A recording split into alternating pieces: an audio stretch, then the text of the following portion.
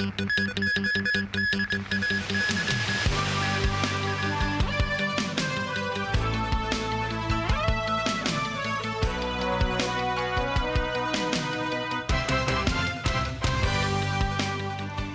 evening, and thank you for joining us.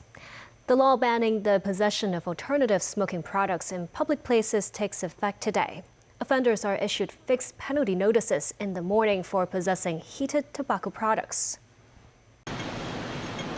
E-cigarettes in hand and at lips. Day one of the new ban, some people could still be seen puffing e-cigarettes on Tsim Sha Tsui streets. This woman says she thought the ban would come into force tomorrow. By ChatGPT before to the departure. For him it's the same because he smoke all cigarettes and cigarette electronic, and it's the same. You cannot. There's no problem. Starting today, possession of specified alternative smoking products in public places, including e-cigarettes capsules, heat sticks, or herbal cigarettes, is banned. Those who hold a smaller quantity face a fixed penalty of $3,000. If the quantity exceeds the specified limit, meaning more than 5 capsules or 5 milliliters of substance, 100 heat sticks, or 100 herbal cigarettes, the maximum penalty is a $50,000 fine and 6 months imprisonment. This morning, the Tobacco and Alcohol Control Office under the Department of Health stepped up publicity and enforcement around Admiralty. Manny Lam, head of the Tobacco and Alcohol Control Office, says during enforcement, the products will be confiscated. While the ban currently does not cover the smoking devices and only outlaws the content, officers may still seize the whole device as evidence, depending on the situation. A public place is defined to include shared areas such as lobbies, staircases, and corridors. Hong Kong has already banned the import of alternative smoking products for 4 years. As part of the 10 measures for tobacco control, the government will standardize cigarette pack sizes, which the Council on Smoking and Health believes will reduce the desire to smoke. With a new measure, these colorful cigarette packs will disappear. The government had also detailed how to regulate cigarette packaging. This includes requiring the use of a specific Pantone 448C color and that the edges be hard and straight. Detailed sizes are also specified, but some vendors criticize this as overly restrictive, potentially causing some cigarettes brands to disappear from the market, resulting in the loss of nearly half their business. The Council on Smoking and Health says such regulation is needed as overseas research showed controlling cigarette packaging helps to reduce smoking. The government has begun subsidizing diesel prices by $3 per liter starting today, supporting drivers of commercial vehicles and vessels for 2 months. A fuel distributor believes the subsidy should continue if prices do not return to normal levels. On the first day of the subsidy, a petrol station in Kowloon Bay listed diesel at $36.77 per liter. The government reimbursed the subsidies to fuel distributors directly. A light goods vehicle driver purchased 27.7 liters of diesel and received an $83 subsidy. The driver notes it's very straightforward to have the discount applied directly during payments. A fuel distribution company said the subsidy offers timely help and hopes the relief could continue beyond 2 months, unless fuel prices fall soon.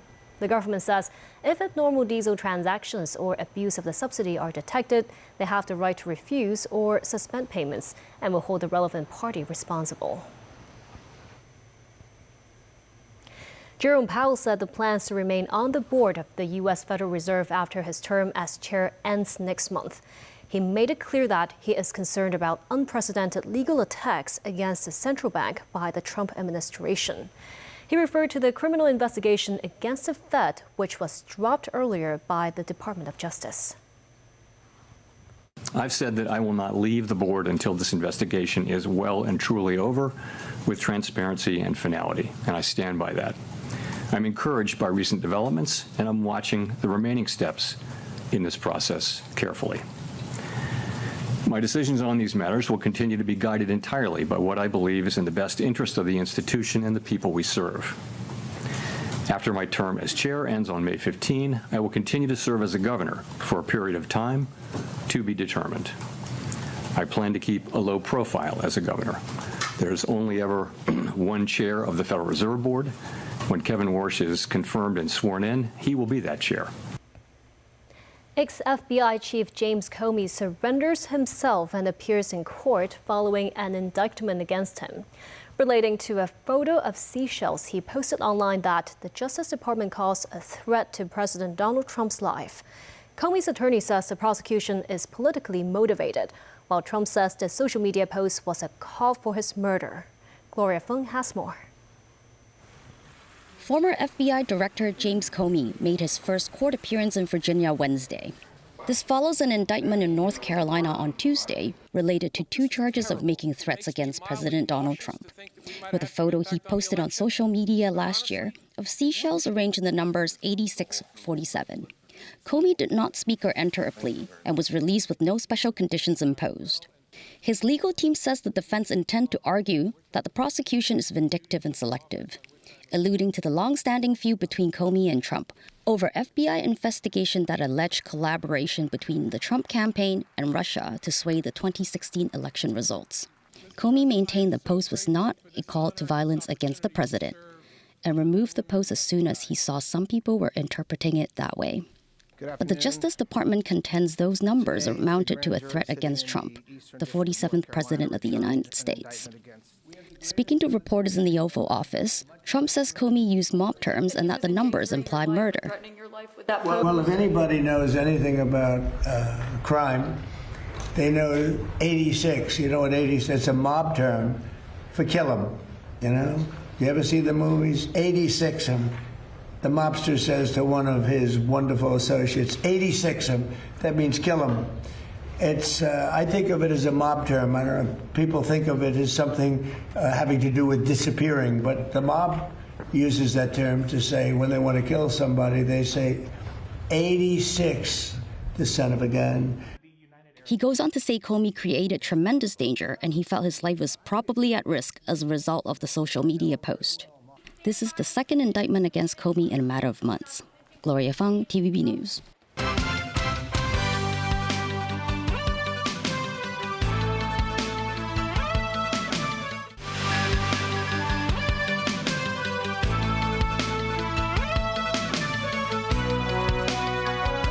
Britain's King Charles and Queen Camilla were in New York visiting the site of the September 11th attacks and meeting school children, business leaders, and celebrities on the 3rd day of their U.S. tour. Gloria Feng has more. King Charles III and Queen Camilla began their New York visit by paying tribute to victims of the September 11th attack. Accompanied by former New York Mayor Michael Bloomberg, Charles laid flowers at the memorial, and the royal couple spoke with victims' relatives, first responders, and local dignitaries. One surviving relative member says she was allowed to hug the Queen and found the royal couple to be quite endearing. The King then toured an after-school urban farming program in Harlem that works with youths affected by food insecurity. He spent time talking to students and presented a gift to the nonprofit organizer. Charles later attended a UK-US trade event at the Rockefeller Center, while Camilla visited the New York Public Library. The couple capped off a busy day at a gala celebrating the 50th anniversary of the King's Trust, a charity that helps youth in need.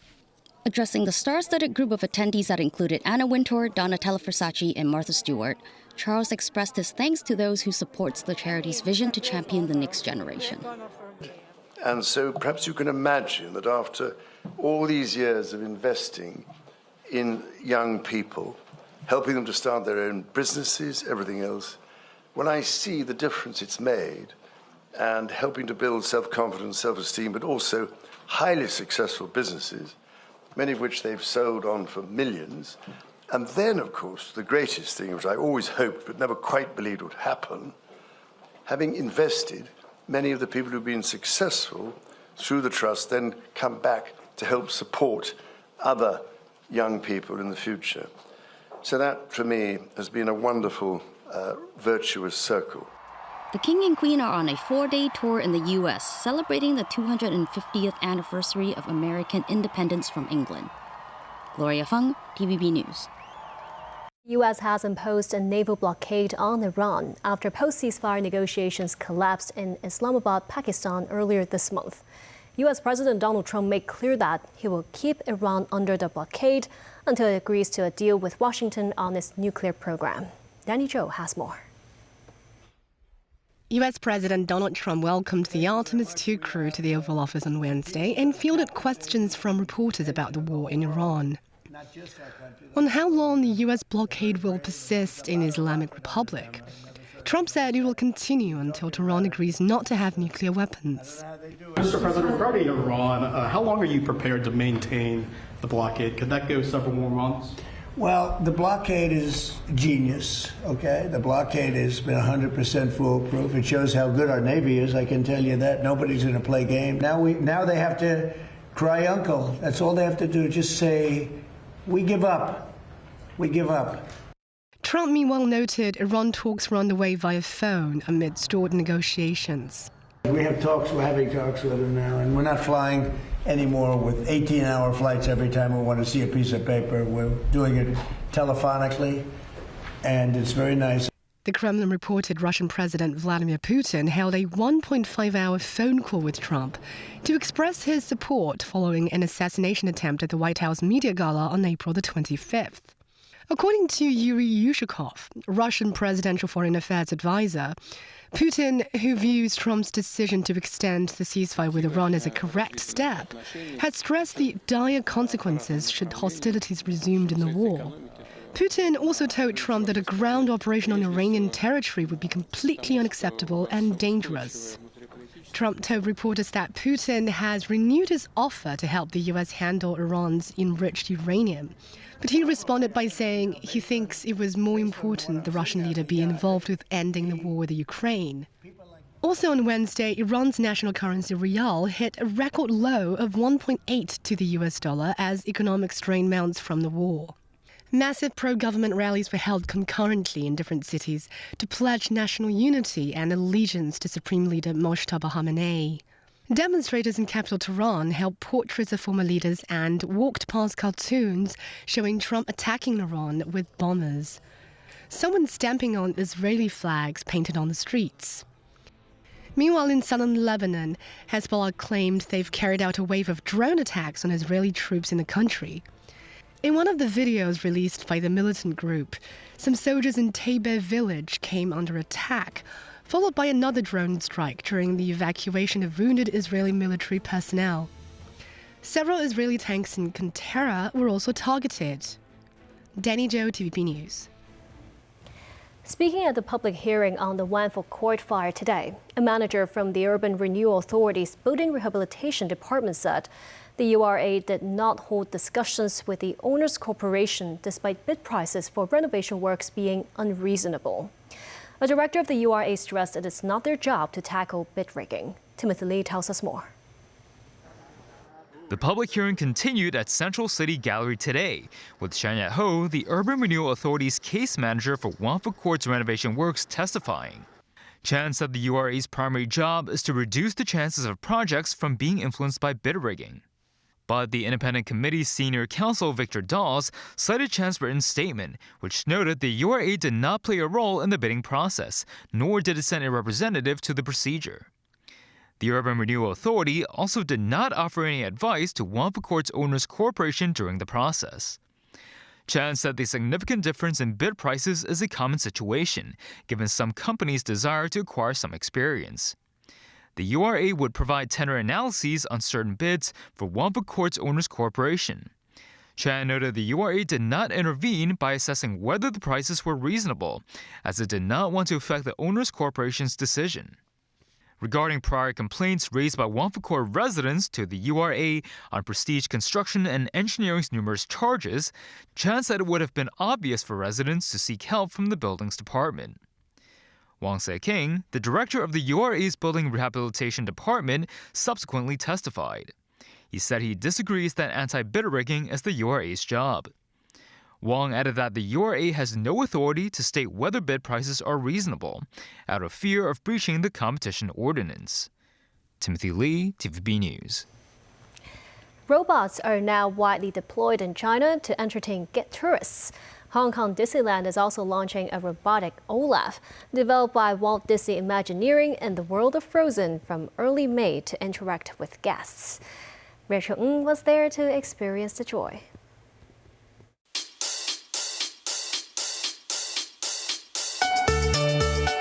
So why don't you say hello to our noble guest? Hello, friends. Isn't Arendelle beautiful? I love it here. Fairy tales are not necessarily just for storybooks.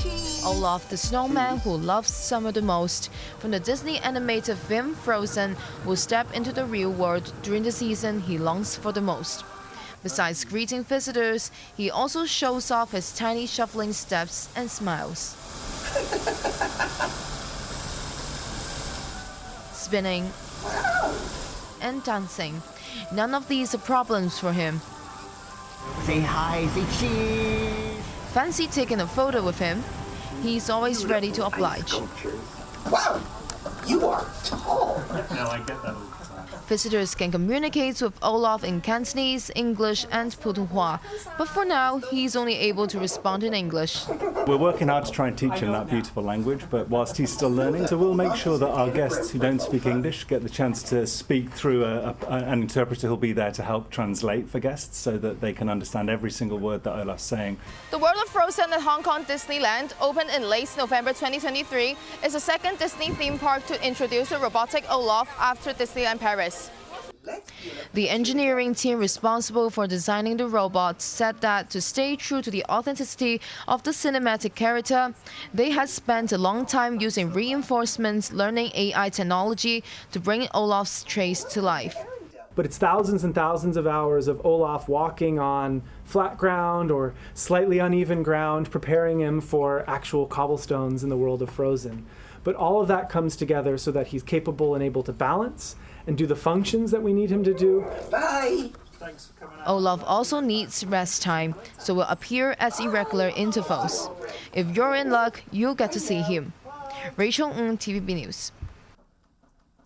This Saturday marks the Mark 6 first special 50th anniversary snowball draw. If someone hits the jackpot solo, they are looking at the Mark 6 biggest prize ever of over $200 million. There will be a 50th anniversary exhibition which starts on Friday in Central's Tai Kung. That goes on for 10 days. As for the draw itself, what security measures have been adopted in the past 50 years to keep everything fair and square? Celine Chan tells us more.